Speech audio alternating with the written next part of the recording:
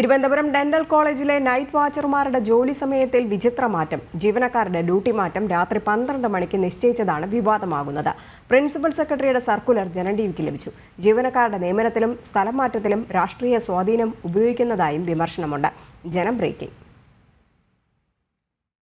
Thiruvananthapuram dental കോളേജിലെ principal പുറപ്പെടുവിച്ച വിചിത്ര ഉത്തരവ് വിവാദമാകുന്നു. സർക്കാർ ജോലി സമയങ്ങളിലെ നിബന്ധനകൾ മറികടന്നാണ് പുതിയ ഉത്തരവ്. തിരുവനന്തപുരം ഡെന്റൽ കോളേജിലെ വാച്ചർമാരുടെ ജോലി സമയക്രമത്തിലാണ് മാറ്റം വരുത്തിയിരിക്കുന്നത്.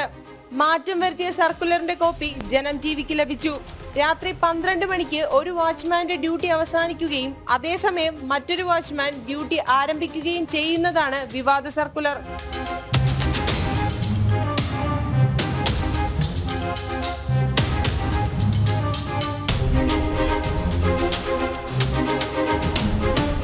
കേരളത്തിലെ മറ്റ് സർക്കാർ സ്ഥാപനങ്ങളിൽ പ്രാബല്യത്തിലുള്ള ചട്ടങ്ങൾക്ക് വിപരീതമാണ്. സർവീസ് റെഗുലേഷനും ജീവനക്കാരുടെ ക്ഷേമവും കണക്കിലെടുക്കാതെയാണ് ഉത്തരവ് പുറത്തിറക്കിയിരിക്കുന്നത്. മുൻകാലങ്ങളിൽ ഡെന്റൽ കോളേജുകളുടെ ഡ്യൂട്ടി രാവിലെ 8 മണി മുതൽ 3 മണി വരെയും അതിനുശേഷം അടുത്ത ജീവനക്കാരൻ എത്തിച്ചേരുന്നതുമായിരുന്നു പതിവ്. ഇതിനെയാണ് ഇപ്പോൾ അട്ടിമറിച്ചിരിക്കുന്നത്.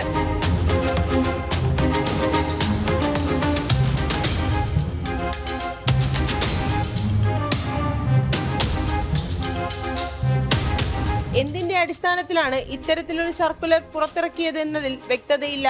ഇത് സംബന്ധിച്ചുള്ള വിവരങ്ങളും പുറത്തു പറയുന്നില്ല എന്നതാണ് വസ്തുത. ജനം, തിരുവനന്തപുരം.